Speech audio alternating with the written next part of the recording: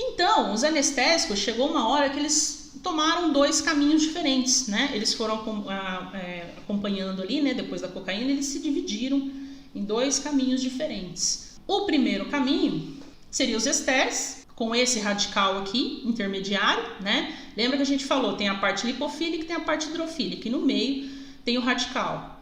Então, o grupo ester, você vai ter a benzocaína, a tetracaína, a procaína e a cloroprocaína. São anestésicos do tipo ester, são metabolizados, hidrolisados no plasma sanguíneo. Isso é interessante, gente.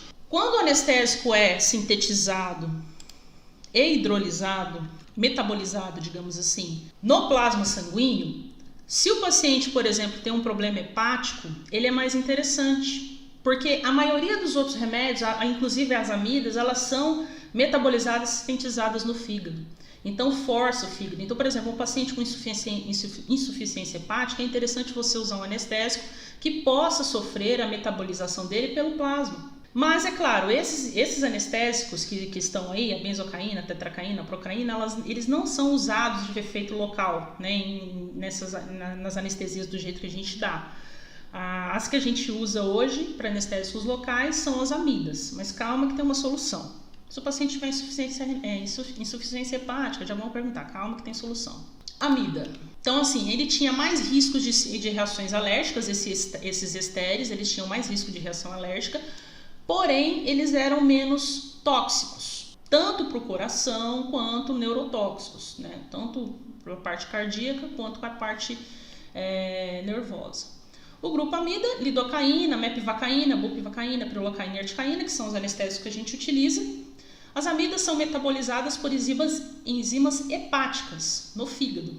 Então, essa é a grande questão. Se o paciente tem uma insuficiência hepática, por exemplo, você não pode usar esse tipo de anestésico, é complicado.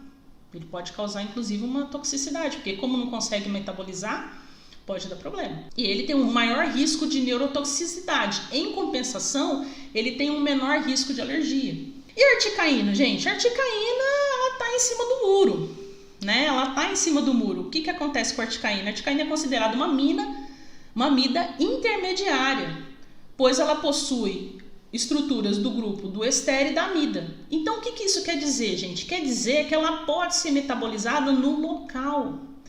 E por ser metabolizada no plasma, no local, você pode utilizar ela como um anestésico para pacientes que estão com insuficiência hepática.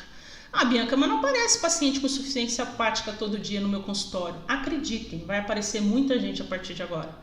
Porque tem muita gente tomando medicações que estão vendo na internet, que não foram prescritas por médicos, né, que não avaliaram o caso do paciente e que estão perdendo o seu fígado.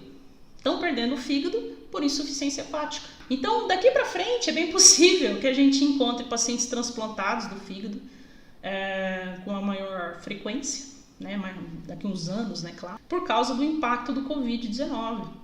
Né? Não é pouca gente, tá? Muita gente tomando a cloroquina ou tomando outros remédios, e esses remédios estão tendo, de uma forma não muito responsável, né, para não xingar, né, para não ficar feio, não muito responsável, e está acabando com a própria saúde, né? No intuito de se precaver de algo, estão acabando com a própria saúde, né? Então, tem essa questão. Então, para esse tipo de paciente transplantado de fígado, paciente com problemas hepáticos, use a articaína, que é considerada uma amida intermediária, e ela vai ter a sua biotransformação também no plasma, ok? Classificação quanto à duração. Então, assim, a gente tem a classificação em relação à estrutura, então a gente tem os estéreis e as amidas, né? E temos a classificação em relação à duração da droga.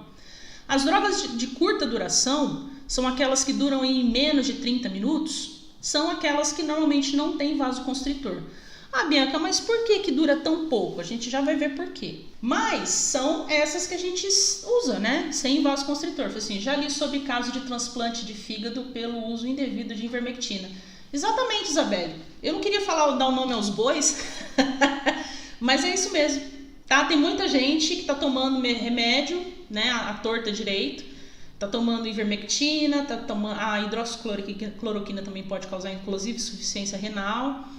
E os pacientes, por quê? Porque essas medicações, elas são metabolizadas no fígado, mas se a pessoa estiver uma questão de debilidade ou estiver misturando medicações, como é o que está acontecendo agora, né? Algumas pessoas estão misturando remédios, aí você pode perder o fígado. E perdendo o fígado vai ser um forte candidato a você ter que tratar dessa forma aí, com medicamentos, com anestésicos que não podem ser metabolizados no fígado, tá? Então, no caso, teria que ser articaína ou do grupo Ster. No de média duração, normalmente, gente, são já os nossos anestésicos à base de amida, né? Mas que estão acrescidos de vasoconstritor. Então, quando você coloca o vasoconstritor, você dobra o tempo de ação do anestésico. A gente já vai entender por quê. E os de longa duração, nós temos a bupivacaína e a ropivacaína. A bupi, cara, eu nunca entendi por que usar bupi. Principalmente na anestesia. Se é uma anestesia que você vai ter que ficar ali 4 horas em cima do paciente, desmaia o paciente, dopa o paciente. Para que você vai fazer o paciente ficar 4 horas de boca aberta olhando você trabalhar, né? E a bupi, ela é um anestésico que tem uma duração absurda. Tem gente que chega a ficar 8 horas anestesiado. Para a pessoa mastigar a língua e engolir, mastigar, cortar, engolir, né? Pouco custa. Você vai dormir todo anestesiado, acorda no outro dia todo anestesiado, deve dar uma agonia do cão, né? Eu sinceramente, eu tive um paciente que teve uma reação alérgica forte à bupivacaína e depois teve dificuldade ele foi numa dentista que só usava bupi. Ele teve uma reação alérgica e aí a dentista só virou para ele e falou assim: você tem alergia a anestésicos. Facilitou a vida, né? Aí o menino precisa fazer um canal agora, não tem mais anestésico para dar no menino. Teve que fazer um teste de prick para poder saber quais os anestésicos que a criatura tinha alergia, para a gente conseguir fazer o tratamento, né? Porque a pessoa não escreveu qual era o anestésico que tinha usado, mas era o bupivacaína, então ela costuma dar alguns efeitos adversos. Ela é extremamente cara, né? Se for ver a caixinha de bupi é bem mais cara que os outros anestésicos. E sinceramente, para os nossos procedimentos, não sei, ou eu acho que os que aqui, ó, de duração média tá mais do que bom, né? Tá mais do que bom. Até para um canal mesmo, você consegue fazer tranquilamente aqui com essa duração média.